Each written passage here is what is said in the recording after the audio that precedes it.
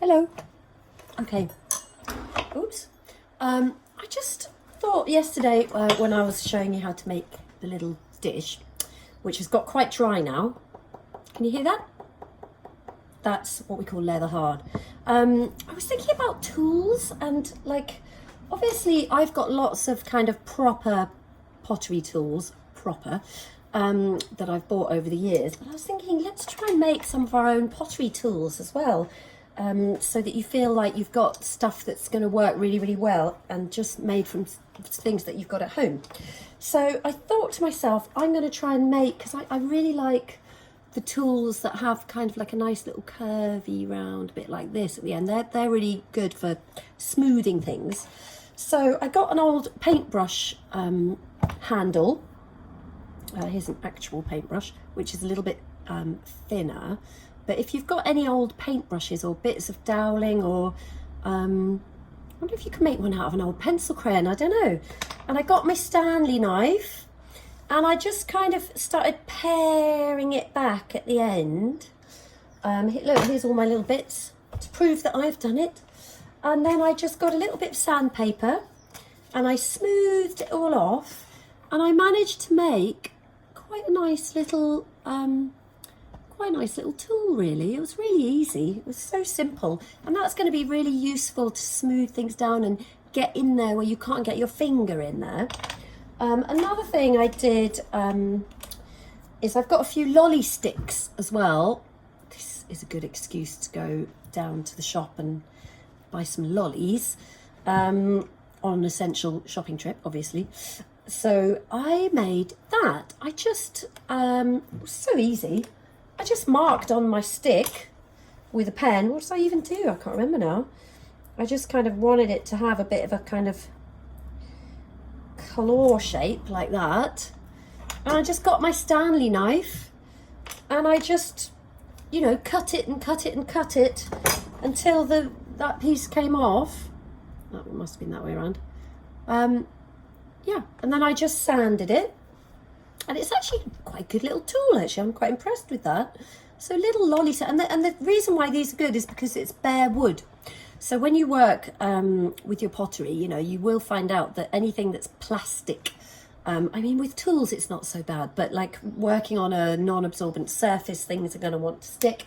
And it is kind of the same with tools. If you work with metal tools and plastic tools, they will want to stick to the clay. Definitely, especially when the clay is a bit soft.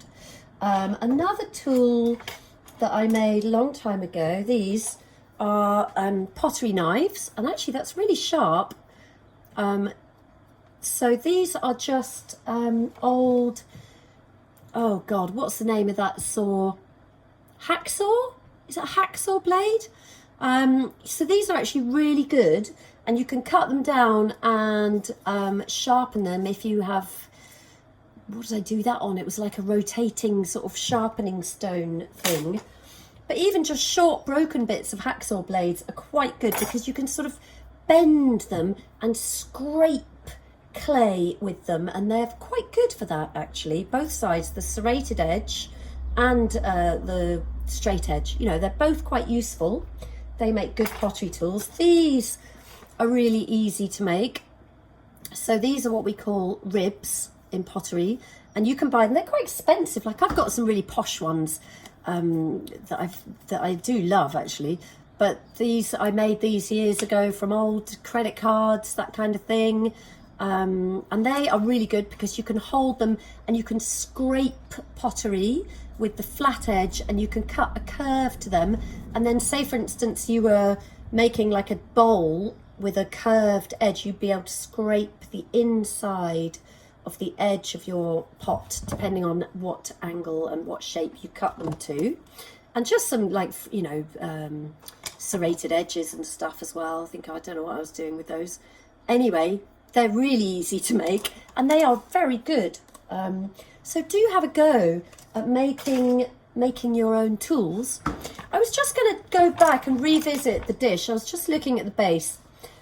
So I just wanted to show you about how we can just, if you wanted to fill in and just tidy up your base. Okay, you can do that, and I'm just going to show you how to do that just now. So I'm going to use, I'll go back to my old kitchen knife. So anytime you're adding clay on to something, you really, want to use the score and slip method. So especially because this is dried out a little bit now. So I'm just going to give it a tinsy bit of scoring all around where I'm going to sort of fill that little crack. So if you've got a little gap or a little crack with the bases, or with anything with pottery really, before it dries out completely, with a crack, you're never going to be able to smooth it over.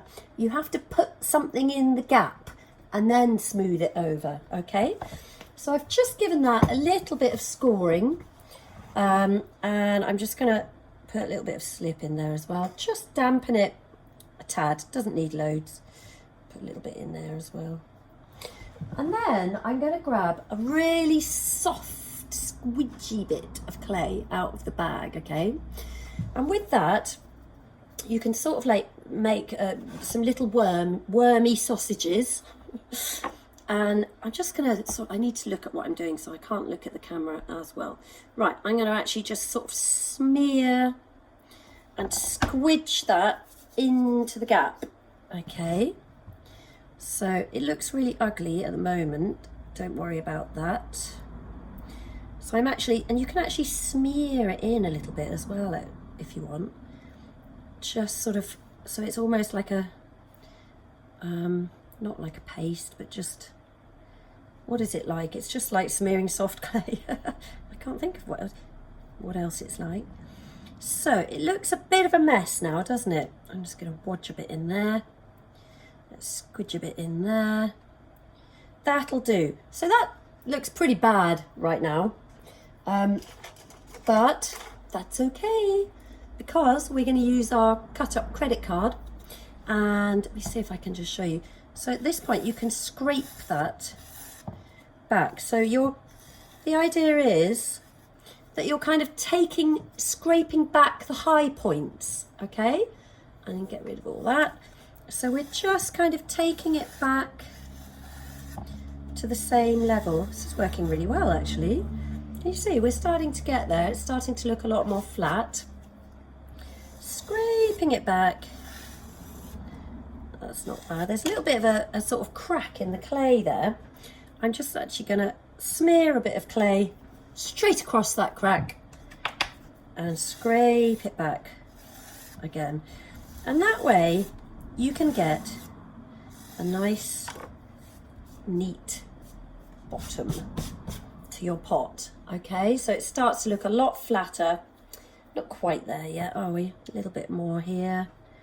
But it's just about filling any low points with a bit of soft clay and then scraping it back. And I'm also just going to get a damp sponge. I'm just rinsing, this has been dipped in water and then squeezed right out. And I'm just going to go over that, not getting it too wet. And let's see if I can get that a little bit nicer. Okay, that'll do. There's a few little areas that I need to work on a bit more. But that's essentially how you do it, okay? And then you'll get a nice flat base and you won't have that kind of crack. It's not a crack, it's just a gap, actually. It's not going right the way through or anything, so it wouldn't be a problem. But, so there's some ideas for making some homemade tools. Oh, and the other thing, going back to the tools. So there's also like, I was experimenting doing a bit of texture around the base here, but it's gone a bit dry, so I don't think I'm going to do that. But there might be a little gap there as well. And what I discovered with the lolly stick tool is that, I don't know if I can show you, is that it actually works quite well dragging that around. Can you see? And just tidying up that little, that little gap there. Because there was a little bit of sort of dry slip that had sort of squidged out. There we go, all the way around. That worked so well, and I don't know if you can see now. It just looks a little bit neater around there now. That area there is where I joined the sausage together. So you could go back to those sort of little places if you're really bothered by them and just neaten them up. The other thing to really sort of remember with all of this stuff that we're doing today with the plates is that the only reason that we're able to do this today is because I've left it uncovered overnight in my cool studio, and it's gone to a proper nice leather hard state. You won't be able to do any of this stuff if your clay is really floppy, okay? So have a go at making some homemade tools out of stuff. You know, they're super easy and they will actually really help you if you want to do more pottery. And it's quite fun actually. I found it really fun to whittle away at a paintbrush handle. You know, it was just like a wasted bit of rubbish really. See what you can make. See what texture tools you can make. Carry on, you know, carving into your corks and things to get other kind of texture tools. All of these things are fun to do and they're great for, you know, doing your pottery. Okay, that's it for now.